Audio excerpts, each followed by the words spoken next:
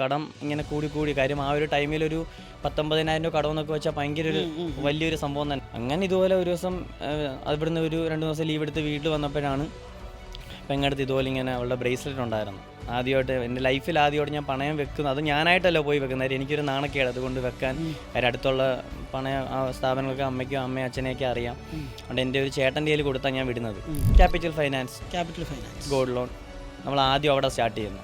ഒരു 1,500 രൂപ റെൻ്റൊക്കെ വരുന്നത്. അതിൻ്റെ ഇനീഷ്യൽ ക്യാപിറ്റലോ എനിക്കൊരു രൂപ അടുപ്പിച്ചിട്ടൊക്കെ എനിക്ക് വീട്ടിൽ നിന്ന് തന്നിട്ടുണ്ടായിരുന്നു.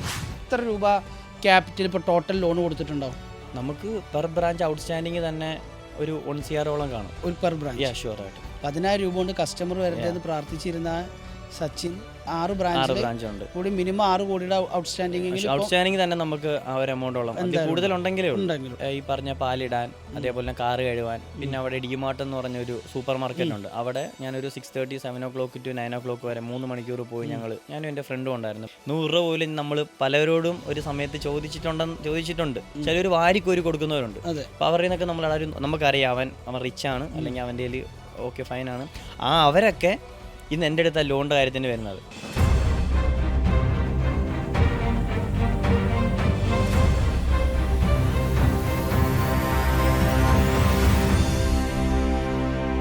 ഹലോ, ഷാജാൻ അബൂബക്കർ. ടേണിംഗ് പോയിൻറ്റിൻ്റെ 100 ഇൻസ്പയറിംഗ് സക്സസ് സ്റ്റോറീസ് എന്ന സീരീസിലേക്ക് സ്വാഗതം.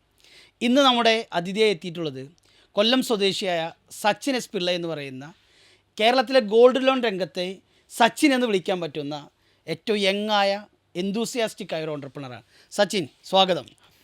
സച്ചിൻ എങ്ങനെയാണ് ശരിക്കും ഈ ഗോൾഡ് ലോൺ ബിസിനസ് രംഗത്തേക്ക് വരുന്നതിൻ്റെ ഒരു കാരണവും എങ്ങനെയാണ് ശരിക്കും അത് സ്റ്റാർട്ട് ചെയ്തത്? ഗോൾഡ് ലോൺ അല്ലെങ്കിൽ ഒരു ബിസിനസ് എന്നൊരു തിങ് എൻ്റെ മൈൻഡിലുണ്ടായിരുന്നു. എഞ്ചിനീയറിംഗ് കഴിഞ്ഞപ്പോഴും എഞ്ചിനീയറിങ്ങിൻ്റെ ഒരു ടൈം ഓഫ് പീരീഡിലും ഒരു ബിസിനസ് സ്റ്റാർട്ട് ചെയ്യണം എന്നൊരു സംഭവം ഉണ്ടായിരുന്നു. പക്ഷേ എല്ലാവരുടെയും ഒരു ഇതുപോലെ തന്നെ എങ്ങനെ സ്റ്റാർട്ട് ചെയ്യും, എന്ത് സ്റ്റാർട്ട് ചെയ്യും, അങ്ങനൊരു ഇത് ഉണ്ട്. പിന്നെ ക്യാപിറ്റൽ വേണം, ഇൻവെസ്റ്റ്മെൻറ്റ് വേണം, അങ്ങനെ ഒരു ടൈപ്പ് ഓഫ് ആലോചനകളുണ്ടല്ലോ. അപ്പം ഈ ഒരു പഠിക്കണ സമയത്താണെങ്കിലും ഞാൻ അത്യാവശ്യം കുറച്ച് നോർമലായിട്ട് ആഫ്റ്റർ പാർട്ട് ടൈമായിട്ട് കുറേ ജോബിന് പോയിട്ടുണ്ട്. കുറച്ച് അതിന് ഞാൻ ഓണായിട്ട് തന്നെ ഉണ്ടാക്കിയ കുറേ കടങ്ങളുണ്ടായിരുന്നു. ആ ടൈമിൽ ജിമ്മിലൊക്കെ പോകുമ്പോൾ പ്രോട്ടീൻ എടുക്കാനായിട്ടൊക്കെ അവിടെ നിന്ന് ഇവിടുന്ന് പൈസ മേടിക്കുകയും പിന്നെ ഫോൺ മേടിക്കാനായിട്ട് പൈസ മേടിക്കുകയൊക്കെ ചെയ്ത് അത്യാവശ്യം കുറച്ച് കടങ്ങളുണ്ടായിരുന്നു. അപ്പോൾ അതൊക്കെ തീർക്കാനായിട്ട് ഈ പറഞ്ഞ പോലെ കുഞ്ഞു ജോബും കാര്യങ്ങളും ഒക്കെ അതിന് പോയി. ലൈക്ക് ഒരു വീക്ക്ലി 450 ഒക്കെ കിട്ടുന്ന രീതിയിൽ ഞാൻ ഗുജറാത്തിലാണ് പഠിച്ചത്. അവിടെ മിൽമയല്ല, അവരുടെ തന്നെ പാല് ഒരു ഫ്ലാറ്റിൽ നമുക്കൊരു 13 റൂംസ് ഉണ്ടെന്നുണ്ടെങ്കിൽ നമുക്ക് ഒരു സിംഗിൾ റൂമിൽ നിന്ന് ഗുജറാത്തിൽ 10 to 20 rupees വെച്ച് നമുക്ക് സിംഗിൾ റൂമിൽ നിന്ന് കിട്ടും രാവിലെ കൊണ്ട് പാലിടുമ്പം. പിന്നെ വണ്ടി വാഷ് ചെയ്യാനായിട്ട് അവിടെ ഇതേപോലെ തന്നെ നമ്മൾ വീട്ടിൽ പോയിട്ടാണ് വാഷ് ചെയ്യുന്നത്. അങ്ങനെയുള്ള കുറേ കാര്യങ്ങളൊക്കെ ഞാൻ ചെയ്തിട്ടുണ്ട്. രാവിലെ എണീറ്റ് വൈകുന്നേരം ജിമ്മിൽ പോകണം. അപ്പോൾ രാവിലെ എണീറ്റ് പോകുന്ന സമയത്ത് രാവിലെ നമ്മുടെ കോളേജിന് മുന്നേ. അപ്പോൾ അങ്ങനെയൊക്കെ കുറച്ച് കാര്യങ്ങളാണെങ്കിലും ഒരെണ്ണം തീർക്കും, അപ്പോൾ അടുത്തൊരെണ്ണം കയറി വരും. അങ്ങനെ കണ്ടിന്യൂറ്റി ആയിട്ട് പോയിക്കൊണ്ടിരുന്നതാണ് ഈ ഒരു ടൈമിൽ. അത് കഴിഞ്ഞിട്ട് എനിക്ക് ഇൻഫോ പാർക്കിൽ ഞാനൊരു ടെലികോളിംഗ് ജോബിൽ അങ്ങനെ കയറി ആഫ്റ്റർ എഞ്ചിനീയറിംഗ് കഴിഞ്ഞിട്ട്. അപ്പോൾ അവിടെയും ഇതേപോലെ തന്നെ കുറേ ടൈപ്പ് ഓഫ് ഒരു 5,000-6,000 രൂപ സാലറി ഉള്ളൂ. അതിനകത്തൊന്നും നമുക്ക് ടോട്ടലായിട്ട് നിൽക്കാൻ പറ്റത്തില്ല. പക്ഷെ നമ്മുടേതായിട്ട് ആ ഒരു ടൈമിലുള്ള പല കാര്യങ്ങളുണ്ടല്ലോ, അവിടെ പോകണം ഇവിടെ പോകണം. അങ്ങനെ വീണ്ടും ഈ ഒരു സംഭവം കടം ഇങ്ങനെ കൂടി കാര്യം ആ ഒരു ടൈമിലൊരു 19,000 രൂപ കടമെന്നൊക്കെ വെച്ചാൽ ഭയങ്കര ഒരു വലിയൊരു സംഭവം തന്നെ. കാര്യം അത് എങ്ങനെ ഒതുക്കി തീർക്കുന്ന ഒരു പിടുത്തമില്ലല്ലോ. അങ്ങനെ ഇതുപോലെ ഒരു ദിവസം അവിടുന്ന് ഒരു 2 ദിവസം ലീവ് എടുത്ത് വീട്ടിൽ വന്നപ്പോഴാണ് പെങ്ങടുത്ത് ഇതുപോലെ ഇങ്ങനെ അവളുടെ ബ്രേസ്ലെറ്റ് ഉണ്ടായിരുന്നു. ആദ്യമായിട്ട് എൻ്റെ ലൈഫിൽ ആദ്യമായിട്ട് ഞാൻ പണയം വെക്കുന്നത്, അത് ഞാനായിട്ടല്ല പോയി വെക്കുന്നത്, എനിക്കൊരു നാണക്കേട് അതുകൊണ്ട് വെക്കാൻ. കാര്യം അടുത്തുള്ള പണയ സ്ഥാപനങ്ങൾക്ക് അമ്മയും അച്ഛനെയൊക്കെ അറിയാം. അതുകൊണ്ട് എൻ്റെ ഒരു ചേട്ടൻ്റെ കയ്യിൽ കൊടുത്താൽ ഞാൻ വിട്ടു. പുള്ളി അത് കൊണ്ടുവച്ച് തന്നു. അപ്പോൾ ആ ഒരു ഇടയ്ക്ക് എനിക്ക് അച്ഛൻ നാട്ടിൽ വന്നപ്പോൾ എനിക്കൊരു മാല തന്നായിരുന്നു, 2 പവൻ്റെ മാല തന്നായിരുന്നു. അതും എനിക്ക് കൊണ്ട് വെക്കേണ്ട വന്നു. അതും കൊണ്ട് വെച്ചു, ചേട്ടനെ കൊണ്ട് തന്നെ കൊടുപ്പിച്ച് വെച്ചു. അപ്പോൾ അത് കൊണ്ട് വെച്ചത് അനീത്തിയുടെ ബ്രേസ്ലെറ്റ് എടുത്ത് കൊടുക്കാനായിട്ട് അത് കൊണ്ട് വെച്ചു. അങ്ങനെ ഇത് കണ്ടിന്യൂസ് ആയിട്ട് തുടങ്ങി. ഒരെണ്ണം എടുക്കും, അടുത്ത ഒരാളുടെ നിന്ന് മേടിച്ച് വെച്ചിട്ട്. കാര്യം ടൈം പീരീഡ് പറഞ്ഞാൽ നമ്മൾ സാധനം മേടിക്കുന്നത് 2 ആഴ്ചക്കുള്ളിൽ തരാവേന്ന് പറയും. ചിലപ്പോൾ ഫിനാൻഷ്യലി ആരെങ്ങളുടെ നിന്ന് പൈസ മേടിക്കും. അപ്പം ഒരെണ്ണം എടുത്ത് കൊടുക്കും. ഇത് തന്നെ കണ്ടിന്യൂറ്റി എന്ന് വെച്ചാൽ ലൈക്ക് ഒരു 6 to 7 monthോളം ഇത് കണ്ടിന്യൂറ്റി. ചില സമയത്തൊക്കെ നമ്മളങ്ങ് മറക്കും. നമ്മുടെ ഒരു ഹാപ്പിനെസ് മൂഡിൽ എവിടെയെങ്കിലും നിൽക്കുന്ന സമയത്ത് നമ്മളിതങ്ങ് മറക്കും. പിന്നെ അത് ഓർമ്മ വരും. അങ്ങനെ കണ്ടിന്യൂറ്റി ആയി. പിന്നെ നമ്മുടെ ചേട്ടൻ ഈ കൊണ്ടുവച്ച പുള്ളിയുടെ തന്നെ ഞാൻ പുള്ളിയുടെ ബ്രേസ്ലെറ്റും ചെയിനും കൂടെ ഒരു ദിവസം മേടിച്ച് വെച്ചു. പിന്നെ പിന്നെ പുള്ളിയെ വിട്ട് ഞാൻ വെപ്പ് തുടങ്ങി.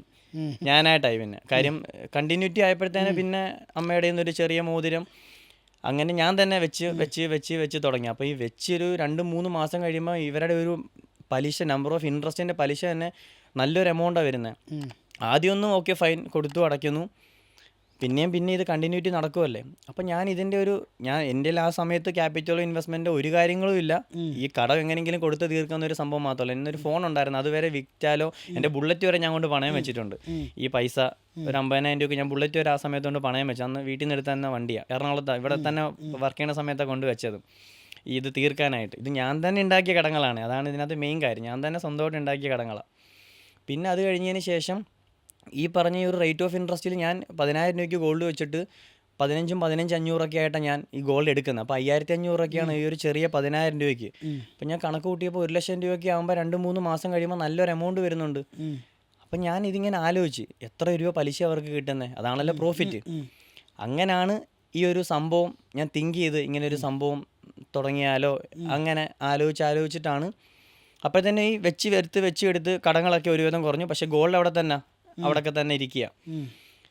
അങ്ങനെയാണ് ഇതിൻ്റെ ഒരു മെയിൻ ഒരു സംഭവം, ഒരു കണ്ടന്റ് അല്ലെങ്കിൽ ഇങ്ങനെ ഒരു സംഭവം സ്റ്റാർട്ട് ചെയ്യാം എന്നൊരു ഇത് തുടങ്ങിയത്. അപ്പം ഇവരോട് തന്നെ ഞാൻ ഈ ഗോൾഡ് വെക്കുന്ന അവരാണ് എന്നെ ഹെൽപ്പ് ചെയ്തിട്ടുള്ളത് പല കാര്യത്തിലും. അവരെ തന്നെ ചോദിച്ചിട്ടാണ് ഇതെങ്ങനെ നമുക്കിത് സ്റ്റാർട്ട് ചെയ്യേണ്ടത്, എങ്ങനെയൊക്കെയാണ് ഇതിൻ്റെ കാര്യം ഗോൾഡ് വെച്ച് ക്യാഷ് തരുന്നു, അതിനകത്തൊരു കാർഡുണ്ട്, ഇതൊക്കെ ഞാൻ പഠിച്ച്, പ്ലെഡ്ജിങ് ഫോം ഉണ്ട്, അതൊക്കെ എഴുതി ഞാനതിൽ ഒപ്പിട്ട് കൊടുക്കുന്നത്.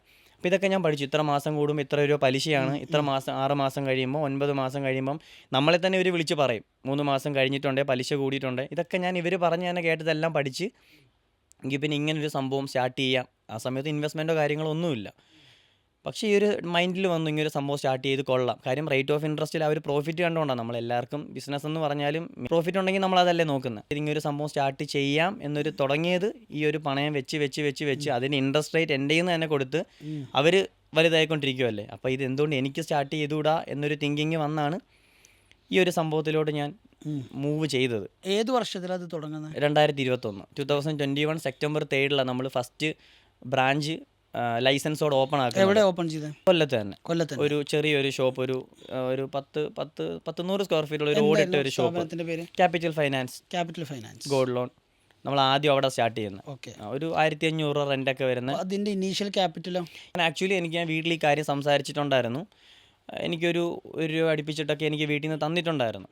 അപ്പം കടയുടെ കുറേ കാര്യങ്ങളുണ്ടല്ലോ, ഒരു പക്ക ഒരു ഏറ്റവും പഴയ മോഡലൊരു ഷോപ്പായിരുന്നു. നമുക്ക് 1,500 റെൻറ്റിന് അതൊക്കെയല്ലേ കിട്ടത്തുള്ളൂ, ആലോചിക്കുക. ആ സമയത്ത് നമുക്ക് അതിനുള്ള നമുക്ക് അഫോർഡ് ചെയ്യാൻ പറ്റത്തുള്ളൂ. അപ്പോൾ ആ കടയുടെ കുറേ കാര്യങ്ങളും അതും ഇതുമൊക്കെ ചെയ്തപ്പോൾ തന്നെ എൻ്റെ അത്യാവശ്യം നല്ലൊരു എമൗണ്ട്, ഈ 1,00,000 എൻ്റെ ആകെ 1 രൂപ മാത്രമേ ഉള്ളൂ. നല്ലൊരു എമൗണ്ട്. കാര്യം ലോക്കർ എടുക്കണമായിരുന്നു, നമുക്ക് ഈ ലൈസൻസ് എടുക്കാനായിട്ട് കുറേ കാര്യങ്ങൾ വേണം. ലോക്കർ വേണം, വെയിങ് മെഷീൻ വേണം, കൗണ്ടിങ് മെഷീൻ വേണം, പിന്നെ ആ ഒരു സെക്യൂരിറ്റി കാണിക്കാനായിട്ട് ക്യാമറ ഫെസിലിറ്റീസ് വേണം. ഇതൊക്കെ നമ്മൾ ചെയ്ത് അതൊക്കെ ആയപ്പോൾ തന്നെ 10, 80, 90 നല്ലൊരു എമൗണ്ടോളം പോയി. ഈ 1 രൂപയ്ക്കകത്ത് എൻ്റെ കയ്യിൽ ബാലൻസ് ഒരു 10,000 രൂപ മാത്രമേ ഉള്ളായിരുന്നു. ഞാൻ ഓഫീസ് പിന്നെ ഈ ലഡു, അന്നത്തെ ഉദ്ഘാടനത്തിന് അന്ന് ലഡു മേടിക്കണമായിരുന്നു. അങ്ങനെ ഇതെല്ലാം ഇതിൽ നല്ലത്. വേറെ 1 രൂപ നമുക്ക് വേറെ ജോലിയോ കാര്യങ്ങളോ ഇൻവെസ്റ്റ്മെൻറ്റോ അല്ലെങ്കിൽ സേവിങ്സോ ഒന്നുമില്ല. ബിഗ് സീറോ, ഒന്നുമില്ല, ഒരു കാര്യമില്ല. അങ്ങനെ വണ്ടി വരെ ഞാൻ റീഫിനാൻസ് ചെയ്താലോ നോക്കി. അന്ന് സാൻഡ്രോ വണ്ടിയുണ്ട്.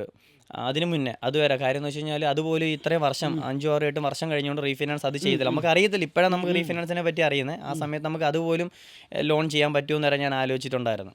മന്ത്ലി എന്തെങ്കിലും അടച്ചു പോയാൽ പോരെ. അങ്ങനെ ലാസ്റ്റ് ഒരു 10,000 രൂപ വെച്ചിട്ടാണ് ഞാൻ ഈ കബോർഡിനകത്ത് ആ ഒരു 10,000 രൂപ വെച്ചിട്ടാണ് ഞാൻ ഈ സ്ഥാപനം സ്റ്റാർട്ട് ചെയ്യുന്നത്. സാധാരണ ഒരു ബിസിനസ് സ്റ്റാർട്ട് ചെയ്യുമ്പോൾ എല്ലാവരും ചിന്തിക്കുന്നത് കസ്റ്റമേഴ്സ് വരണേന്നല്ലേ. ഞാൻ ആക്ച്വലി ആ ഫസ്റ്റ് ഡേ ആക്കി അവിടെ ഇരിക്കുമ്പോൾ ഈശ്വര ആരും വരല്ലേന്ന് ഞാൻ ചിന്തിച്ചില്ല. 1 രൂപയില്ല. കാര്യം വന്നിട്ട് പൈസ ഇല്ലെന്ന് പറയുന്നതിന് നാണക്കേടിനെക്കാട്ടി നല്ലതല്ലേ ആരും വരാതിരിക്കണം. ഞാൻ ആദ്യം ഇടുമ്പോൾ ഞാനായിരിക്കും അങ്ങനെ ചിന്തിച്ചു, ഈശ്വര ആരും വരല്ലേന്ന്. 2021 സെപ്റ്റംബർ 3 കൊല്ലത്ത് 1,500 രൂപ റെന്റുള്ള 10,000 രൂപ ക്യാപിറ്റലായി തുടങ്ങിയ പേരും ക്യാപിറ്റൽ ഫിനാൻസ്. അതെ. ഇപ്പം എന്താ സ്ഥാപനത്തിന്റെ അവസ്ഥ? 3 വർഷം കഴിഞ്ഞു. 6 ബ്രാഞ്ച് ഉണ്ട്. 6 ബ്രാഞ്ച് ഇപ്പം കറന്റ് കൊല്ലത്ത് തന്നെയാണ്. നമ്മളൊരു 10 to 12 കിലോമീറ്റേഴ്സ് മാറി നമ്മളൊരു 6 ബ്രാഞ്ചസോളം ഉണ്ട്. പിന്നെ 7ാമത്തെ ബ്രാഞ്ച് നമ്മളൊരു സ്മാൾ ഫിനാൻസ് എന്ന് വെച്ചാൽ സ്മാൾ ബാങ്കിങ് സെക്ടർ പോലെയാണ് ചെയ്യാനിരിക്കുന്നത്. അത്യാവശ്യം എൻലാർജ് ചെയ്തിട്ട് ഒരു 10,000 സ്ക്വയർ ഫീറ്റിൽ. അതെ, പക്ക ബാങ്കിങ്. നമ്മളൊരു നാഷണലൈസ്ഡ് ബാങ്കിൽ എങ്ങനെ ആയിരിക്കുമോ കയറുന്നത് അതേ സ്ട്രക്ചറിൽ ചെയ്യാനായിട്ട് തന്നെ വർക്ക് നടക്കുക. ഇപ്പം എത്ര രൂപ ക്യാപിറ്റൽ ഇപ്പോൾ ടോട്ടൽ ലോൺ കൊടുത്തിട്ടുണ്ടോ? നമുക്ക് പെർ ബ്രാഞ്ച് ഔട്ട്സ്റ്റാൻഡിങ് തന്നെ ഒരു 1 CR കാണും. ഒരു പെർ ബ്രാഞ്ച്. ഷുവറായിട്ടും 10,000 രൂപ കൊണ്ട് കസ്റ്റമർ വരരുതെന്ന് പ്രാർത്ഥിച്ചിരുന്ന സച്ചിൻ 6 ബ്രാഞ്ച് ഉണ്ട് കൂടി മിനിമം 6 കോടിയുടെ ഔട്ട്സ്റ്റാൻഡിങ് തന്നെ നമുക്ക് ആ ഒരു എമൗണ്ടോളം കൂടുതലുണ്ടെങ്കിലേ ഉണ്ടെങ്കിലുള്ളൂ. ഉറപ്പായിട്ടും ഒരു 3 to 4 years കൊണ്ട് സംഭവിച്ചാണ്. എത്ര സ്റ്റാഫ് ഉണ്ട് ഇപ്പോൾ? നമുക്കിപ്പോൾ ഒരു 10ഓളം സ്റ്റാഫ് ഉണ്ട്. 10ഓളം സ്റ്റാഫ് ഉണ്ട് ഈ 6 ബ്രാഞ്ചിലും. അതെ.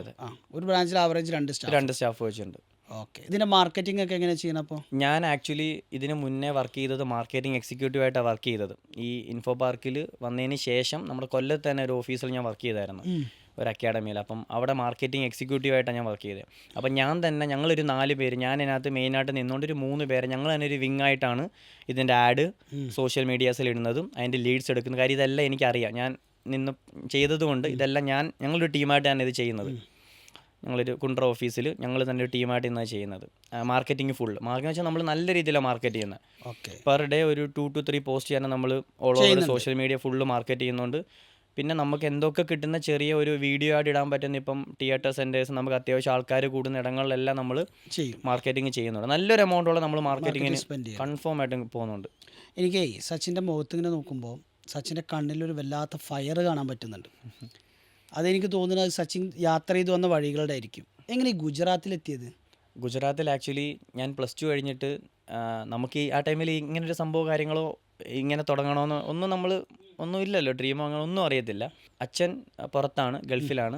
അച്ഛൻ്റെ ചേച്ചി സെറ്റിൽ ചെയ്തേക്കുന്നത് ഗുജറാത്തിൽ വഡോദരയിലാണ്. അവിടെ പഠിക്കാൻ പോയതാണ്? അതെ. അപ്പം അച്ഛനും അവിടെ നിന്ന് ട്രേഡൊക്കെ പഠിച്ചിട്ടാണ് പുറത്തോട്ട് പോയത്. അപ്പോൾ എനിക്ക് മെയിൻലി ഹിന്ദി ലാംഗ്വേജ് പഠിക്കാം, ബൈ പേരൻസായിട്ട് പറഞ്ഞ ഹിന്ദി ലാംഗ്വേജും പഠിക്കുമ്പം കാര്യം നമ്മൾ ഗൾഫിലോട്ട് പോകാനായിട്ടുള്ള ഒരു ഇതിലാണ് ഞാൻ നിൽക്കുന്നത്. കാര്യം അച്ഛൻ എഞ്ചിനീയറിംഗ് ആയിട്ട് അവിടെ അങ്ങനെയാണ്.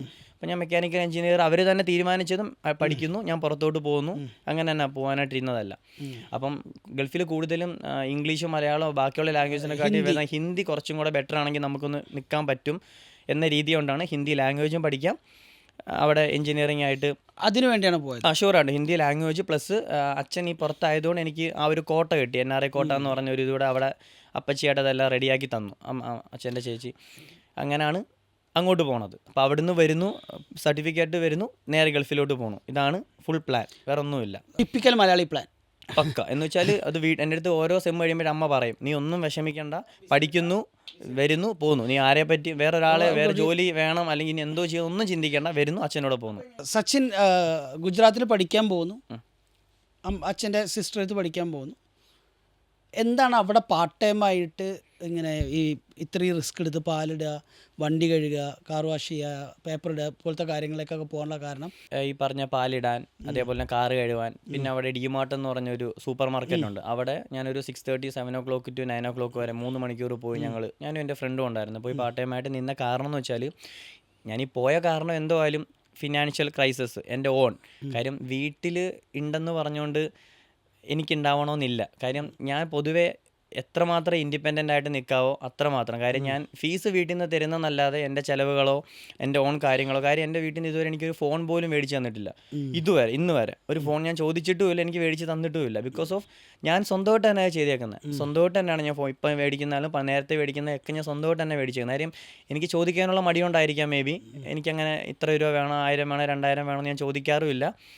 അവർ വീട്ടിൽ ഇതുപോലെ മന്തെൻ്റെയൊക്കെ ആകുമ്പോഴത്തേനെ പറഞ്ഞ പോലെ നമുക്ക് സാധാ ഒരു ഹോസ്റ്റൽ ലൈഫ് നിൽക്കുന്ന ഒരാൾക്ക് 4000 5000 രൂപ അയച്ചു തരും. അപ്പോൾ അതിൽ കൂടുതൽ എനിക്ക് ചിലവുകൾ ഞാൻ പറഞ്ഞില്ല, എനിക്ക് സ്വന്തമായിട്ട് തന്നെയാണ് ഞാൻ ഈ കട മൊത്തം ഉണ്ടാക്കിയത്. ഇപ്പം വർക്കൗട്ടൊക്കെ ചെയ്യുമ്പം ചുമ്മാ വർക്കൗട്ട് ചെയ്തിട്ട് കാര്യമില്ല, പ്രോട്ടീൻ വേണമെന്ന് പറയുമ്പോൾ നമ്മൾ പ്രോട്ടീൻ എടുക്കും. ഒരു വേ പ്രോട്ടീൻ എന്നൊക്കെ പറയുമ്പം 4000 5000 രൂപ വരും. അപ്പം ഈ പറഞ്ഞ പോലെ ഞാൻ പറഞ്ഞ സ്വന്തമായിട്ട് തന്നെയാണ് ഈ പറഞ്ഞ എല്ലാ കട മൊത്തം ഉണ്ടാക്കിയത്. അത് സ്വന്തമായിട്ട് തന്നെ ഞാൻ സമയമെടുത്ത് പേഷ്യൻസ് കീപ്പ് ചെയ്ത് തീർക്കുകയും ചെയ്തു. പിന്നെ ഈ പറഞ്ഞ പോലെ ഞാൻ എൻ്റെ ഒരു അപകർഷത കാര്യം, ഞാൻ ഇൻഡിപെൻഡൻ്റ് ആയിട്ട് നിൽക്കണമെന്നോ അല്ലെങ്കിൽ എന്ത് കാര്യം ഉണ്ടെങ്കിൽ കാര്യം വീട്ടിൽ നിന്ന് ചോദിക്കേണ്ട, ആരോടും ചോദിക്കേണ്ട. എനിക്ക് ഒന്നാമത് ഈ കടം ചോദിക്കുന്ന ഒരു കാര്യം ഇഷ്ടമല്ല മെയിൻലി. കാര്യം അവരെന്ത് വിചാരിക്കും. എന്നിട്ട് നമ്മൾ 100 രൂപ പോലും, ഞാൻ എനിക്ക് ഇപ്പോഴും ഓർമ്മയുണ്ട്, 100 രൂപ പോലും നമ്മൾ പലരോടും ഒരു സമയത്ത് ചോദിച്ചിട്ടുണ്ട്. അന്ന് ഫിനാൻഷ്യലി വീട്ടുകാർക്ക്, എൻ്റെ അല്ല പല ഫ്രണ്ട്സിൻ്റെയും വീട്ടുകാർക്ക് നല്ല രീതിയിൽ ഫണ്ട് കൊടുക്കുന്ന വീട്ടുകാരുണ്ട്.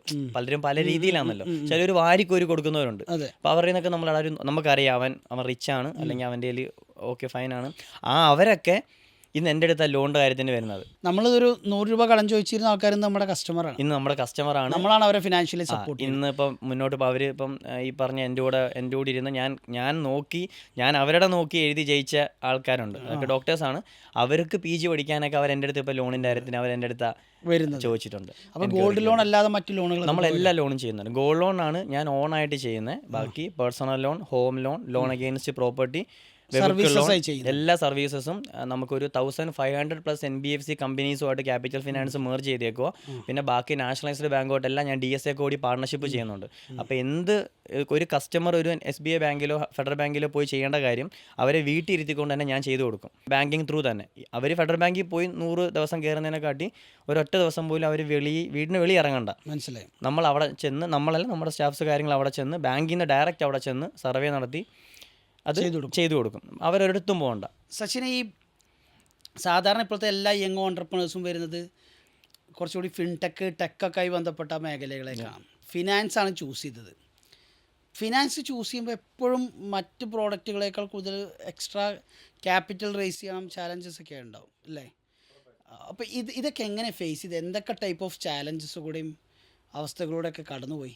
ഈ ഒരു ഏജിൽ ഈ ഒരു സംഭവം, ഈ ഒരു ഗോൾഡ് ലോൺ അല്ലെങ്കിൽ സ്വർണ്ണപ്പണയം എന്നൊന്നും ആരും ചിന്തിക്കാറേയില്ല. ബിക്കോസ് ഓഫ് ഞങ്ങളുടെ അസോസിയേഷനിൽ തന്നെ ഏറ്റവും യങ്ങസ്റ്റ് ആയിട്ടുള്ള ആൾ ഞാൻ. അത് അവിടുത്തെ മീറ്റിംഗ് സ്പീച്ചും വരുമ്പോൾ അവർ പറയുകയും ചെയ്യും. ബാക്കി എല്ലാവരും എന്ന് വെച്ച് കഴിഞ്ഞാൽ 30, 40, 50. കാര്യം അവർ കണ്ടിന്യൂസ് ആയിട്ട് അവരുടെ അച്ഛനമ്മമാർ ചെയ്ത കാര്യങ്ങൾ അവർ കണ്ടിന്യൂറ്റി കൊണ്ടുവന്നതാണ്. അപ്പം ഇതിൽ വന്നപ്പോഴും എല്ലാവരും ചോദിക്കുന്ന അച്ഛനായിട്ട് തുടങ്ങിയതാണോ അപ്പൂപ്പനായിട്ട് തുടങ്ങിയതാണോ? പക്ഷേ ഇത് ഞാനായിട്ട് സ്റ്റാർട്ട് ചെയ്യുമെന്ന് പറയുമ്പോൾ എല്ലാവർക്കും ഒരു ഇതാണ്. കാര്യം ഇങ്ങനെ ഒരാൾ പെട്ടെന്നൊരു ഈ നിൽക്കുന്ന ഒരു യങ്ങസ്റ്റ് ഒരാൾ പെട്ടെന്നൊരു ഗോൾഡ് ലോൺ എന്ന് പറയുമ്പം അങ്ങനെ ഒരു സംഭവം സ്റ്റാർട്ട് ചെയ്യാൻ ഞാൻ പണ്ട് ഞാൻ ചിന്തിക്കുന്ന കാര്യമാണ്, എനിക്ക് ഫിസിക്കൽ വർക്കിനെക്കാട്ടി കൂടുതലും സ്മാർട്ട് വർക്ക്, അല്ലെങ്കിൽ നമുക്ക് ശരീരം ഇട്ട് ഇളക്കാതെ സ്മാർട്ടായിട്ട് എങ്ങനെ വർക്ക് ചെയ്യാൻ പറ്റും, ആ ഒരു സംഭവമാണ് ഞാൻ കൂടുതലും ആലോചിക്കുന്നത്. അപ്പം അതിനകത്ത് ഉദാഹരണമുണ്ട്. ഫിസിക്കൽ വർക്ക് ചെയ്തവർക്കാണ് ഏറ്റവും കൂടുതൽ ബെനിഫിറ്റ് കിട്ടുന്നതെങ്കിൽ ഒരു ട്രോളിൽ ഇങ്ങനെ പറഞ്ഞ് ഏറ്റവും കൂടുതൽ പണിയെടുക്കുന്ന കഴുതയാണ്.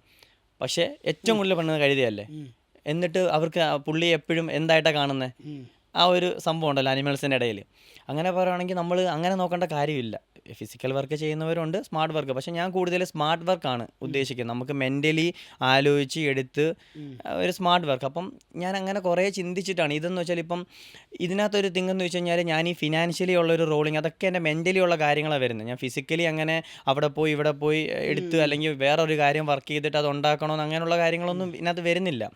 പ്ലസ് ഈ പറഞ്ഞ പോലെ ഒരു സെറ്റപ്പായി കഴിഞ്ഞുവാണെന്നുണ്ടെങ്കിലും നമുക്ക് ഈ പറഞ്ഞ പോലെ മലയാളത്തിൽ പറയുവാണെങ്കിൽ കൈ നനയാതെ നമുക്ക് മീൻ പിടിക്കാം എന്നൊരു ഫിനാൻസിൻ്റെ ഏറ്റവും വലിയൊരു ഗുണമെന്ന് വെച്ച് കഴിഞ്ഞാൽ എത്ര വർഷം ഇത് പഴകുന്നോ അതനുസരിച്ചിട്ടാണ് നമ്മൾ പ്രോഫിറ്റ് കിട്ടി തുടങ്ങുന്നത്. ഇപ്പോൾ 2021 ഞാൻ തുടങ്ങിയ സാധനം 2031 ആകുമ്പം എനിക്ക് ഇതിലും കൂടുതൽ പ്രോഫിറ്റ് കിട്ടും. കാര്യം ഓരോ ദിവസം കഴിയുമ്പോഴും എൻ്റെ ഇരിക്കുന്ന ഗോൾഡിൻ്റെ റേറ്റ് ഓഫ് ഇൻട്രസ്റ്റ് ഓരോ ദിവസവും കൂടിക്കൊണ്ടിരിക്കും. എനിക്ക് ഒരു ബ്രാഞ്ചിൽ തന്നെ നമുക്ക് ഫസ്റ്റ് തുടങ്ങിയ ബ്രാഞ്ചിൽ ഇപ്പോൾ 3000+ കസ്റ്റമേഴ്സ് ഉണ്ട്. അപ്പോൾ ഒരാളൊരു 10,000 രൂപ ഗോൾഡ് വെച്ചിട്ട് ഇതുവരെ എടുത്തില്ലെങ്കിൽ തന്നെ എനിക്ക് ആ ഒരു എമൗണ്ട് ഓഫ് കാര്യം നമ്മൾ ഒരാളുടെ ഇൻട്രസ്റ്റ് എന്നൊക്കെ വെച്ച് നമുക്ക് 1, 2, 3, 4 ലക്ഷം രൂപ ഇൻട്രസ്റ്റ് എന്നൊക്കെ വെച്ച് ആ ഒരു ബൾക്ക് എമൗണ്ട് നമുക്ക് ഇൻട്രസ്റ്റ് കിട്ടുന്നത്.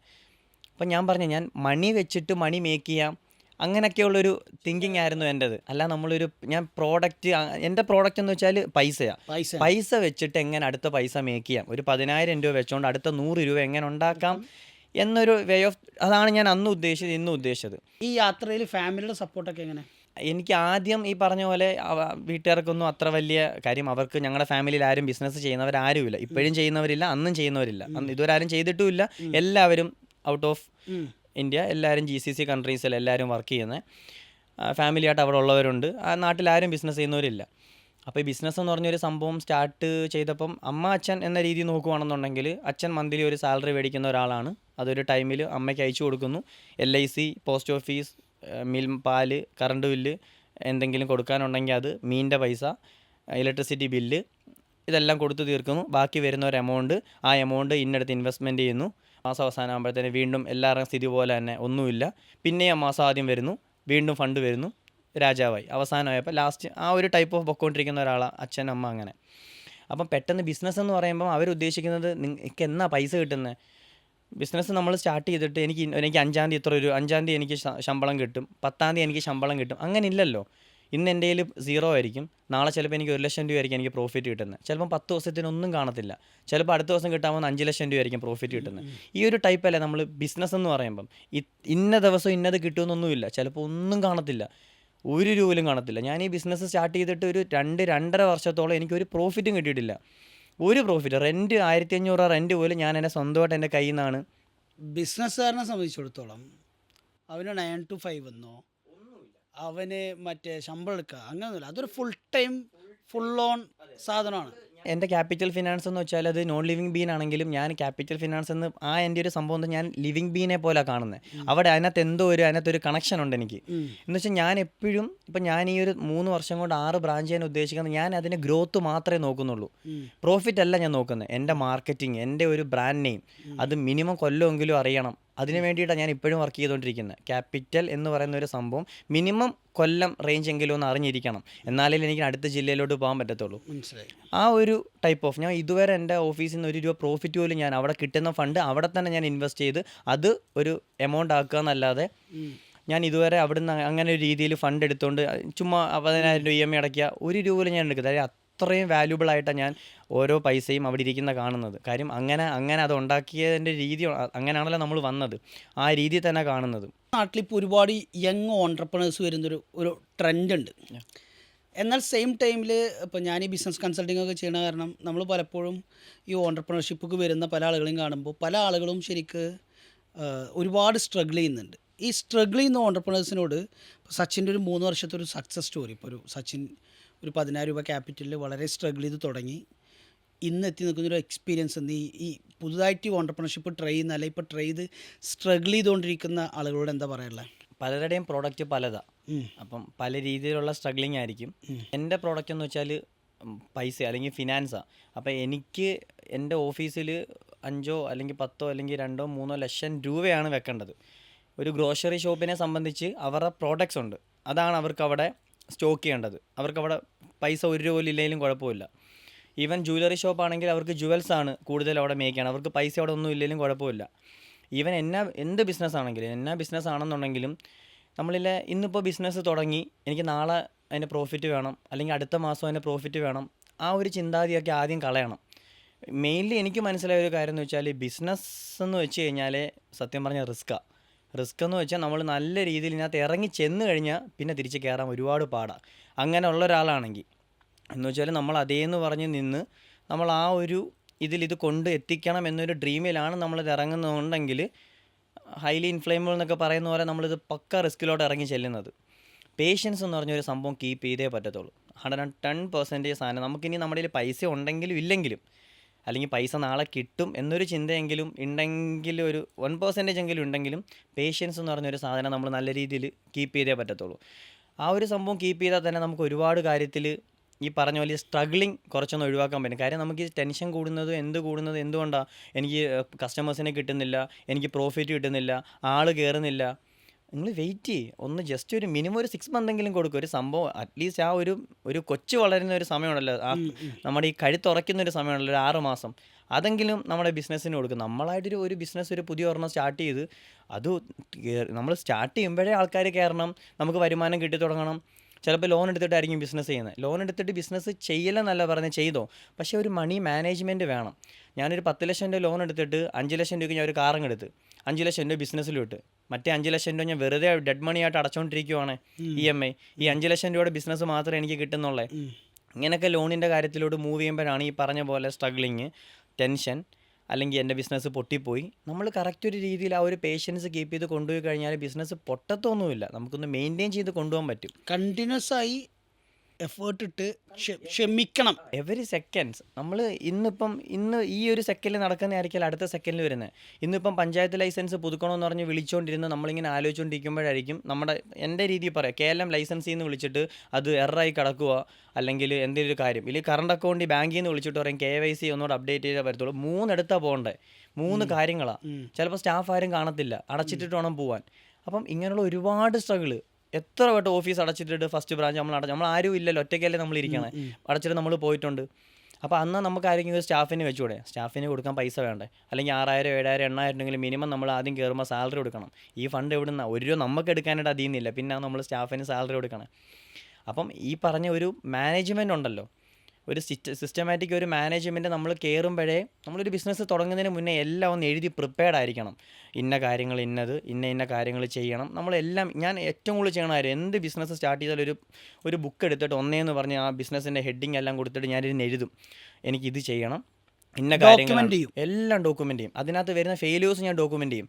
എനിക്കിത് ഇത്ര മാസം എടുക്കും, അങ്ങനെയാണെങ്കിൽ ഞാൻ ഇത്ര മാസം ഇത് പോവും. ആ ഒരു കാര്യങ്ങൾ നമ്മൾ ആദ്യം, കാര്യം നമ്മൾ എഴുതുമ്പോൾ നമുക്ക് പെട്ടെന്ന് തലയ്ക്കകത്തോട്ട് കയറും. നമ്മൾ ടൈപ്പ് ചെയ്യുന്നതിനെക്കാട്ടിലും ഓരോരുത്തർ ടൈപ്പ് ചെയ്ത് നോട്ട് ഉണ്ടാക്കും. പക്ഷെ ഞാൻ അങ്ങനെ ചെയ്യത്തില്ല. ഞാൻ അവരുടെ അടുത്തും പറഞ്ഞു കൊടുക്കും, നിങ്ങൾ മാനുവലി എഴുതുമ്പോൾ നമുക്ക് പെട്ടെന്ന് തലയ്ക്കകത്ത് അത് സ്റ്റോർ ആവും. നമ്മൾ എഴുതുമ്പോൾ നമ്മുടെ ആ കൈക്കൂടെ തലയ്ക്കകത്ത് സ്റ്റോർ ആവും ആ ഒരു സംഭവം. എഴുതുമ്പോൾ നമുക്ക് പെട്ടെന്ന് അത് മനസ്സിലാവും, നമ്മുടെ മൈൻഡിൽ നിന്ന് അത് പോകത്തില്ല. ഞാൻ എന്ത് സംഭവം, ഒരു പുതിയ ബ്രാഞ്ച് ഇടുമ്പോൾ പോലും എനിക്കറിയാം ഇന്ന കാര്യങ്ങളാണ് ഇടേണ്ടതെന്നൊക്കെ അറിയാം. ഐ മീൻ വെയിങ് മെഷീൻ വേണം, കൗണ്ടിങ് മെഷീൻ വേണം, കസേര വേണം, കസ്റ്റമേഴ്സിന് ഇരിക്കാനുള്ളത് വേണം, റോളിംഗ് ചെയർ വേണം, ക്യാമറ വേണം. എന്നാൽ ഞാൻ ഒന്നേന്ന് പറഞ്ഞ് ഓരോ ബ്രാഞ്ചിലും ഇത്ര രൂപ എക്സ്പെൻസ്, ഇത്ര രൂപ പെയിൻറ്റിങ് എല്ലാം ഞാൻ എക്സ്പെൻസ് എഴുതി കൂട്ടി വെച്ച്, ഇനി ഇത്ര രൂപ ക്യാപിറ്റൽ, ഒരു മാസം ഇത്ര രൂപ എന്നാൽ അവിടുത്തെ റെൻറ്റ്, ഇലക്ട്രിസിറ്റി ബില്ല് അപ്രോക്സിമേറ്റ് ഞാൻ കണക്ക് കൂട്ടും. കഴിഞ്ഞ മാസം എത്രയാണെന്ന് വെച്ച് നോക്കിയിട്ട് നമ്മുടെ സിസ്റ്റം കൂടെ കയറുമ്പോൾ എത്ര രൂപ വരും, സ്റ്റാഫിൻ്റെ സാലറി ഇത്രയും, അപ്പോൾ അപ്രോക്സിമേറ്റ് എനിക്ക് ഇന്ന ബ്രാഞ്ചിൽ ഇത്ര രൂപയായി. അപ്പോൾ ഒരു ബ്രാഞ്ചിൽ നിന്ന് എനിക്ക് 25,000 രൂപയെങ്കിലും കിട്ടിയാലേ 10,000 രൂപ ഈ മുതൽ ഇവരുടെ ഇത് കളഞ്ഞിട്ട് ബാക്കി 15 രൂപയെങ്കിലും എനിക്ക് കിട്ടത്തോളം എന്നുള്ളത് ആദ്യത്തെ മാസമേ ഞാൻ കാൽക്കുലേറ്റ് ചെയ്ത് വെക്കും. പക്ഷേ മിനിമം ഒരു 6 മാസം അതൊന്നും കിട്ടാൻ പോകുന്നില്ല. 6, 7, 8 മാസം ചിലപ്പോൾ ഒന്നും കിട്ടത്തില്ല. അത് ഓരോ ഏരിയ അനുസരിച്ചിട്ടാണ്. ചിലപ്പോൾ ലക്ക ആൾക്കാർ കയറാം, ചിലപ്പോൾ നമുക്ക് പറയാൻ പോകും. ഉദാഹരണത്തിന് എത്ര ബിസിനസ്, ഇപ്പം ഞാൻ പറയണ്ടല്ലോ എന്തോരം ബിസിനസ്, ഇവിടെ കോടികൾക്ക് ജേഴ്സി വരെ അടിച്ചു കൊടുത്ത ബിസിനസ് തന്നെ ഇപ്പം എന്തുവാ എങ്ങനെയാന്ന് പോലും ചോദിച്ചതിനോട്ട് കിടക്കുന്ന എന്തോരം ബിസിനസ് ഉണ്ട്. അതൊക്കെയെന്ന് വെച്ചാൽ എടുത്തു ചാട്ടമൊന്നും പറയത്തില്ല, അത് ആ പുള്ളിയുടെ മാർക്കറ്റിംഗ് മാത്രമാണ്. മാർക്കറ്റിംഗ് ആണ് പുള്ളി അവിടെ നോക്കിയത്. പക്ഷേ അങ്ങനെ നമ്മൾ നോക്കുമ്പോഴും നമുക്കൊരു ബാക്കപ്പ് എന്ന് വെച്ചാൽ ഒരു കുറച്ച് എമൗണ്ടോളം ബാക്കപ്പ് ഇട്ടിട്ട് മാത്രമേ ഞാൻ എടുത്ത് മുന്നോട്ട് കാല് വെക്കത്തുള്ളൂ. ഒന്ന് പൊളിഞ്ഞു കഴിഞ്ഞാൽ എനിക്ക് ബാക്കപ്പ് ഫണ്ട് വേണം, എനിക്ക് നിലനിൽക്കണം. ഞാൻ എപ്പോഴും നോക്കണം കാര്യം ബിസിനസ്സിൽ മെയിൻറ്റെയിൻ ചെയ്യുന്നത്. നമ്മൾ പൊളിഞ്ഞ് നിൽക്കുവാണെങ്കിലും എനിക്ക് മെയിൻറ്റെയിൻ ചെയ്യാനുള്ള ഒരു സംഭവം ഞാൻ എപ്പോഴും അത് കീപ്പ് ചെയ്ത് വെച്ചിട്ടേ ഞാൻ അടുത്തതിനകത്തോട് ചാടത്തുള്ളൂ. നമ്മളില്ല കാണിക്കാൻ അല്ലെങ്കിൽ ഒരു ഷോ ഓഫ് എന്ന രീതിയിൽ നമ്മൾ ചെയ്ത് കഴിഞ്ഞാൽ അടുത്തതിൻ്റെ ഒരു ദിവസം അത് പൊളിഞ്ഞാൽ അതിലും ഭയങ്കര നാണക്കേടാണ്. അതിനേക്കാളും നല്ല ചെയ്യാതിരുന്നാൽ പോരെ, എന്തായാലും ഇതാവും. സച്ചിൻ്റെ ഈ ബിസിനസ്സിൽ അല്ലെങ്കിൽ ഈ ഒരു ഓൺടർപ്രണർഷിപ്പ് ജേണിയിൽ ശരിക്കും മേജർ ടേണിംഗ് പോയിന്റ്സ് എന്താ? നമ്മൾ ഫസ്റ്റ് ഓഫ് ഓൾ എനിക്ക് ഈ സംഭവം സ്റ്റാർട്ട് ചെയ്യാൻ അല്ലെങ്കിൽ ഇത് തുടങ്ങണം എന്ന് ദൈവം, ചിലപ്പം ഞാനൊരു ബ്ലൈൻഡ് ബിലീവറാണ്, ഭയങ്കര ബിലീവറാണ് ഞാൻ. അപ്പോൾ എന്ത് കാര്യം ഉണ്ടെങ്കിലും ദൈവത്തെ ആണ് അല്ലെങ്കിൽ ദൈവം കൊണ്ട് തന്നതാ എന്നൊരു ചിന്താഗതി ഉള്ള ഒരാളാണ് ഞാൻ ഈ എഞ്ചിനീയറിങ് കഴിഞ്ഞതിന് ശേഷം ഞാൻ നേരത്തെ പറഞ്ഞ പോലെ നോർമലി എല്ലാവരുടെയും ഒരു സാധാ ഒരു നോർമൽ ഫാമിലി പോലെ വരുന്നു. ഞങ്ങളുടെ ആ ഒരു ടൈം എന്നൊക്കെ വെച്ചാൽ ഗൾഫ് കൺട്രീസാണ് കൂടുതലും പ്രൊമോട്ട് ചെയ്യുന്ന ആൾക്കാരെല്ലാം ഞങ്ങൾ പഠിച്ചിറങ്ങിയ ടൈമിൽ. അപ്പം ഇത് വീട്ടിലെ അച്ഛൻ പുറത്താണ്. അപ്പോൾ ഒബ്വിയസ്ലി മെക്കാനിക്കൽ എഞ്ചിനീയറിംഗ് കഴിഞ്ഞു, സർട്ടിഫൈഡായി. ഞാൻ ഇനി നേരെ അച്ഛൻ്റെ അടുത്തോട്ട് പോന്നു, വർക്ക് ചെയ്യുന്നു, മാസം ശമ്പളം. ആ ഒരു ടൈപ്പ് ഓഫിലോട്ടുള്ള പോകാനുള്ള എല്ലാ വേയും ഓക്കെ ആയി. ടിക്കറ്റും വിസയും മാത്രം ഇനി എടുത്താൽ മതി, പോവാം. ആ ഒരു ടൈം ഗ്യാപ്പിലാണ് 2019 ഡിസംബർ ജനുവരിയിലേക്ക് കയറിപ്പോയിരുന്ന ഞാനാണ്. പക്ഷേ ആ സമയത്ത് എന്തോ എൻ്റെ ഭാഗ്യം കൊണ്ടായിരിക്കാം മേ ബി കൊറോണ വന്ന് അത് ബ്ലോക്കായി. വെളിയിലോട്ട് ആർക്കും വരാൻ പറ്റത്തില്ല എന്നുള്ളൊരു സ്ട്രിക്റ്റ് ആയിട്ടുള്ളൊരു ഇതായി. പിന്നെയാണ് നമ്മുടെ കേരളത്തിലേക്ക് അത് ആയി വരുന്നത്. അങ്ങനെ ആ ഒരു ടൈമിൽ എനിക്ക് പുറത്തു പോകാനായിട്ട് പറ്റിയില്ല. പിന്നെ ഇനി ഒരു 6 മന്തോളം കയറിപ്പോകാൻ പറ്റാത്തൊരു സാഹചര്യം വന്നു. പിന്നെ എന്ത് ചെയ്യുന്നുള്ളൊരു ചോദ്യചിഹ്നം ഉണ്ടല്ലോ. വീട്ടിൽ വെറുതെ ഇരിക്കുക, വേറെ അങ്ങനെ പരിപാടിയായിട്ടൊന്നുമില്ല. അങ്ങനെ ചുമ്മാ ഏതോ ഒരു ടൈമിൽ ഈ പറഞ്ഞ പോലെ ദൈവമായിട്ട് എന്തോ ഒരു ടൈമിലാണ് ചിട്ടി, ഒരു മാസ ചിട്ടി. അപ്പം ഒരു 10,000 രൂപയുടെ ചിട്ടി തുടങ്ങിയ 10,000 രൂപ നമ്മുടെ കയ്യിൽ നോട്ടക്കൂലി ഇരിക്കും. ഏറ്റവും സിമ്പിൾ ആൻഡ് ടിപ്പിക്കലായിട്ട് സാധാരണ വീടുകളിൽ തുടങ്ങുന്നൊക്കെ ഒരു ചിട്ടി. അതാണ് എൻ്റെ സ്റ്റാർട്ടപ്പ്. ഒരു 1000 രൂപ വെച്ച് പെർ ആളുടെ കയ്യിൽ നിന്ന് ഒരു 10 പേരുടെ കയ്യിൽ നിന്ന് ഒരു 10,000 രൂപ, 11 മാസം ചിട്ടിയായിരിക്കും അത്. അവസാനത്തെ ലാസ്റ്റ് മന്ത് നമുക്ക് നോട്ടക്കൂലി. അപ്പം ഞാനിത് എന്ത് ചെയ്യും, ഫസ്റ്റ് മന്തിൽ അങ്ങ് എടുത്ത് കൈ വെച്ചേക്കും. 2ാമത്തെ മാസം മുതൽ കസ്റ്റമറിനെ നിന്ന് മേടിച്ചിട്ടു 10 മാസം. അങ്ങനെ ഒരു സ്റ്റാർട്ടപ്പ് ആദ്യം സ്റ്റാർട്ട് ചെയ്തത്. അവിടെ നിന്നാണ് പിന്നെ ഈ പറയുന്ന ഫിനാൻസ് ഗോൾഡ് ലോണായി. ഇപ്പം ഈ ഒരു പിന്നെ അവിടെ നിന്ന് ഈ ഓരോരോ നമ്മൾ ഓരോരുത്തരത്ത് കാല് വെക്കുമ്പോഴാണല്ലോ പുതിയ കാര്യങ്ങൾ നമുക്ക് മനസ്സിലാവുന്നത്. അങ്ങനെ പിന്നെ ഈ ഒരു ഫിനാൻസ് തുടങ്ങണം അല്ലെങ്കിൽ ഒരു സ്വർണ്ണപ്പണയം തുടങ്ങണം എന്നൊക്കെ ഒരു ഇതെൻ്റെ മൈൻഡിലുണ്ടായിരുന്നു. അപ്പോൾ എനിക്ക് അറിയാവുന്ന 1-2 പേരൊക്കെ എനിക്ക് ഓൾറെഡി ഗോൾഡിൻ്റെ ഇത് തന്നിട്ടുണ്ടായിരുന്നു. ആ ടൈമിൽ ചിട്ടി ഇവരുള്ള സമയത്ത്, എടാ നീ ഇത് വെച്ചിട്ട് ഒരു ഇത്ര രൂപ തരണേന്നൊക്കെ പറഞ്ഞ് നമ്മുടെ ഇതിൻ്റെ പഴയൊക്കെ സമ്പ്രദായം ഉണ്ടല്ലോ, ഇല്ല മാടമ്പി സിനിമയിലൊക്കെ ഉള്ള ഒരു സംഭവം ഉണ്ടല്ലോ, ഗോൾഡ് ജസ്റ്റ് കൊടുക്കുന്നു, പൈസ മേടിക്കുന്നു. അങ്ങനെയൊക്കെ ഞാൻ 1-2 എണ്ണമൊക്കെ ചെയ്തിട്ടുണ്ട്. ഒരു എക്സ്പീരിയൻസ് ആയിരിക്കും അതൊക്കെ. പിന്നെ അങ്ങനെയാണ് 2021 സെപ്റ്റംബർ 3 ലൈസൻസ്ഡ് ആയിട്ട് ലീഗലായിട്ട് ഗോൾഡ് ലോൺ ബിസിനസ്സായിട്ട് ഫിനാൻസായിട്ട് തന്നെ സ്ഥാപനം സ്റ്റാർട്ട് ചെയ്യുന്നത്. ഇതാണോ എൻ്റെ ഡ്രീം? ക്യാപിറ്റൽ ഫിനാൻസ് അതിനൊരു കാറ്റഗറി ആയിരിക്കും എന്ന് ഞാൻ പറയത്തുള്ളൂ. കാര്യം ക്യാപിറ്റൽ എന്ന് പറയുന്ന ഒരു വേർഡ്, അല്ലെങ്കിൽ ആ പറയുന്ന ഞാൻ ഉണ്ടാക്കിയ ആ ഒരു ബിസിനസ്സിൻ്റെ ഒരു ബ്രാൻഡ് നെയിം അത് പല രീതിയിൽ എനിക്ക് കൊണ്ടുവരണം, ഇതാണ് ഞാൻ ഉദ്ദേശിക്കുന്നത്. ഇപ്പം ഉദാഹരണത്തിന് ഞാനിപ്പോൾ ഈ മന്ത് ലാസ്റ്റിലേക്ക് ഞങ്ങൾ ക്യാപിറ്റൽ ഫുഡ്സ് എന്ന് പറയുന്ന ഒരു പുതിയ വെഞ്ചറിൻ്റെ പ്രോസസ്സിങ് പേപ്പർ വർക്ക് നടന്നുകൊണ്ടിരിക്കുകയാണ്. ഓൺലി ബേക്കറി ഐറ്റംസ് മാത്രമാണ് നമ്മൾ പ്രിഫർ ചെയ്യുന്നത്. ഒരു 10 to 20 ബേക്കറി ഐറ്റംസ്. നമ്മളിപ്പോൾ ഡിസ്ട്രിബ്യൂഷൻ മാത്രമാണ് സ്റ്റാർട്ട് ചെയ്യുന്നത്. അതിന് ഔട്ട്ലെറ്റ് എടുത്ത് നമ്മൾ ഷോപ്പ് എടുത്തു, വർക്ക് കിടക്കുന്നു. ഈ ഒരു 20-25 തീയതിയോടെ അതിൻ്റെ ഇനോഗ്രേഷൻ കാണും ക്യാപിറ്റൽ ഫുഡ്സ്. അപ്പം ആ ഒരു ക്യാപിറ്റൽ എന്നൊരു വേർഡ് വെച്ചുകൊണ്ട് തന്നെ എനിക്ക് എന്തൊക്കെ ചെയ്യാൻ പറ്റുന്ന രീതിയിലുള്ള ടൈപ്പ് ഓഫ് ബിസിനസ് എന്തായാലും ഞാൻ മൂവ് ചെയ്യും. എൻ്റെ മെയിൻ ഒരു എയിം എന്ന് വെച്ച് കഴിഞ്ഞാൽ, ഡ്രീം എന്ന് വെച്ചാൽ ക്യാപിറ്റൽ എന്ന് പറഞ്ഞാൽ ഒരു ബ്രാൻഡ് നെയിം ക്രിയേറ്റ് ചെയ്യുക. ഇപ്പം നമ്മൾ പലതും കേൾക്കുന്ന പോലെ ആ രീതിയിൽ എനിക്കല്ല എൻ്റെ ആ ഒരു ബ്രാൻഡിന് എത്തിച്ചേരണം. കാര്യം എന്നെ പേഴ്സണലി എനിക്ക് ഒരിടത്തും എത്തണം, പക്ഷേ എൻ്റെ ബ്രാൻഡ് എവിടെയെങ്കിലും എത്തിച്ചേരണം എന്നൊരിത് എനിക്കുണ്ട്. അതിനകത്ത് എന്തൊക്കെ ചെയ്യാൻ പറ്റുമോ, എങ്ങനെയൊക്കെ പോകണോ അങ്ങനെയൊക്കെ അതാണ് എൻ്റെ ഒരു മെയിൻ ഡ്രീം. അതിനകത്തൊരു ഭാഗം മാത്രമാണ് ക്യാപിറ്റൽ ഫിനാൻസ്. നമ്മുടെ നാട്ടിൽ ഇന്നിപ്പോൾ വളരെ പോസിറ്റീവായൊരു ട്രെൻഡ് ഉണ്ട്. കാരണം ഒരുപാട് യങ് ഓൺടർപ്രണേഴ്സ് വരുന്നുണ്ട്. ഒരു ഓൺടർപ്രണർഷിപ്പ് എറാ തന്നെ വേണമെങ്കിൽ പറയാം. അടുത്തൊരു 10 വർഷം കൊണ്ട് ഇന്ത്യ ഒരു വലിയ സാമ്പത്തിക ഗ്രോത്ത് ഉണ്ടാക്കാൻ പോകും എന്ന് എല്ലാ ഫിനാൻഷ്യൽ എക്സ്പേർട്സും പറയുന്നുണ്ട്. ഇത് വർഷങ്ങൾക്ക് മുമ്പേ എക്കണോമിസ്റ്റുകൾ പറഞ്ഞു തുടങ്ങിയതാണ്. പക്ഷേ ഇന്ന് ഇന്ത്യൻ ഫിനാൻസ് മിനിസ്റ്റർ തൊട്ട് എല്ലാവരും പറയുന്നൊരു സാധനമാണ്. എന്തായാലും അത്രയും വലിയൊരു ഗ്രോത്ത് ഉണ്ടാവും എന്നുള്ള കാര്യം പൊളിറ്റിക്സിനപ്പുറത്തേക്ക് ഡാം ഷുവറായ ഒരു കാര്യമാണ്. അത്തരത്തിൽ ഇപ്പോൾ ഇന്ത്യ ഒരു വലിയ ഗ്രോത്ത് വരുന്നൊരു സാഹചര്യത്തിൽ ഇപ്പോൾ സച്ചിൻ ചെയ്യുന്ന പോലത്തെ പ്രോജക്റ്റുകൾക്ക്, പ്രത്യേകിച്ച് ഫിനാൻസ് പ്രോഡക്റ്റുകൾക്ക് വലിയൊരു സാധ്യതയുണ്ട് നമ്മുടെ നാട്ടിൽ. ഇപ്പോൾ ഫിൻടെക് കമ്പനികളൊക്കെ ഇവിടെ ഉണ്ടാക്കുന്ന ഒരു വലിയ ഗ്രോത്ത് നമ്മളിന്ന് കാണുന്നുണ്ട് ഫിൻടെക്. അപ്പോൾ ആ ഒരു മേഖലയിലേക്ക് ഒരു ഗ്രോത്ത് വരാൻ പോവുകയാണ്. അപ്പോൾ അവിടെ ഒരു വലിയ ഓൺടർപ്രണറായി ഞാൻ സച്ചിനിൽ കാണുന്നൊരു ഫയറുണ്ട്. ഒരു ഓൺടർപ്രണർഷിപ്പിനോടുള്ളൊരു ഭയങ്കര അടങ്ങാത്ത ആവേശം. അതിനൊരു വളരെ ചുരുക്കം യങ് ഓൺടർപ്രണേഴ്സിൽ കാണുന്നൊരു കാര്യം ഞാൻ സച്ചിനിൽ കണ്ടത്, സച്ചിൻ ഭയങ്കര ഡിസിപ്ലിൻഡാണ്. അത് ഭയങ്കര പോസിറ്റീവാണ്. കാരണം ഡിസിപ്ലിൻഡ് ആവുക എന്ന് പറയുന്നതാണ് സക്സസിൻ്റെ ഏറ്റവും പ്രധാനപ്പെട്ട കാര്യം.